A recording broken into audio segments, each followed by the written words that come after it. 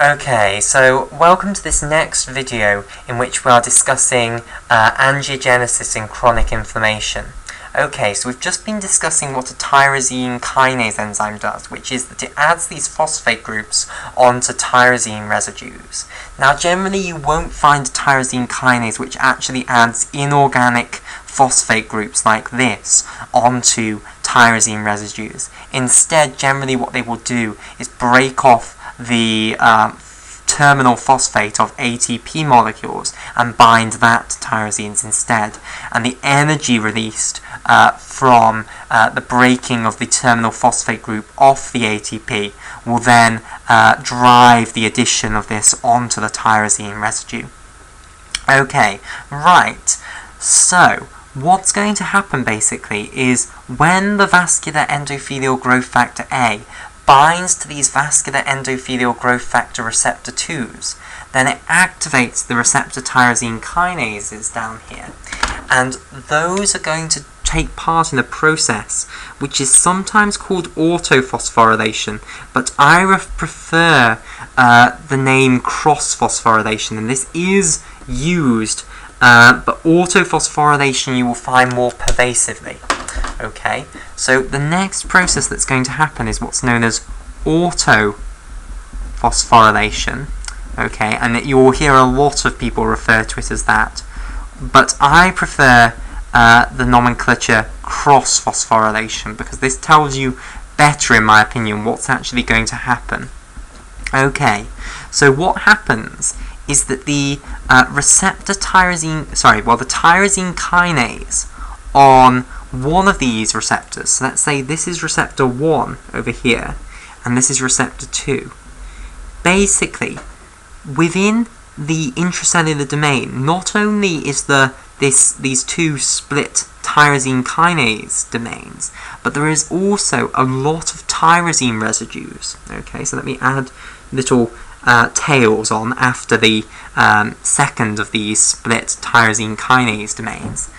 Basically, in this region here, okay, between the two tyrosine kinase domains, remember this was known as the 70 amino acid kinase insert, okay, this portion of the polypeptide that's in between the two split domains of the tyrosine kinase, and also this portion down here, which is after the second of the two split tyrosine kinase domains, they have a lot of tyrosine residues within them, okay? And what can happen is that the tyrosine kinase of activated receptor 1 can phosphorylate the tyrosine residues on this receptor 2. And I don't mean to imply that this is vascular endothelial growth factor receptor 1 and this is vascular endothelial growth factor 2. No, they're both vascular endothelial growth factor receptor 2s, okay? It is a homodimer where both of them are vascular endothelial growth factor receptor 2s, okay? But we're just calling this one number 1 and we're just calling this one number 2. And basically what will happen is the tyrosine kinase of receptor 1 will phosphorylate the tyrosine residues on receptor 2, and the tyrosine kinase of receptor 2 will phosphorylate the tyrosine residues on receptor 1. Okay, and these phosphorylated tyrosine residues, which are in this kinase insert here between the two split tyrosine kinase domains, and also after the second of the two split tyrosine kinase domains, these are going to then recruit the downstream proteins which are going to cause the endothelial cell to start growing. Okay, now let's discuss this process for fibroblast growth factor 2 as well, because the process is almost identical for fibroblast growth factor 2. So, fibroblast growth factor 2, or FGF2, is going to act on a receptor tyrosine kinase known as the fibroblast growth factor receptor, and it's the fibroblast growth factor receptor 1. Okay, so fibroblast growth factor receptor 1, which of course we will abbreviate to FGFR1. Okay, now let me show you the structure of this fibroblast growth factor receptor 1. It's very similar to the structure of the receptor for vascular endothelial growth factor. However, it has fewer of these immunoglobulin-like domains. Okay, so let's now draw its structure. So, here is the phospholipid bilayer here, and then on the extracellular side of this membrane, what we have is 3 immunoglobulin domains. Okay, so 1, 2, 3. So you have fewer than in the case of the vascular endothelial growth factor receptor 2. You then have a transmembrane region again, a single membrane spanning region there. Okay, and again, what you have is a split tyrosine kinase. Okay, so you have 2 tyrosine kinase domains that are split apart by a kinase insert here. Okay, right, so let's highlight these bits up. Okay, so we'll have the immunoglobulin-like domains in blue here. Okay, so these are the immunoglobulin-like domains which will be involved in binding to the fibroblast growth factor 2. Okay, so I'll label them up. These are the immunoglobulin-like domains. Right, so what's going to happen is when the fibroblast growth factor 2 gets exposed to the endothelial cells, or the other way around really, the endothelial cells get exposed to fibroblast growth factor 2, what's going to happen is the fibroblast growth factor 2 is going to come and bind to the extracellular domain, which is made up of these 3 immunoglobulin-like domains of the fibroblast growth factor receptor 1 on the surface of these endothelial cells. Okay, and then what's going to happen is you're going to get dimerization in the same way as you got dimerization of the vascular endothelial growth factor receptor 2.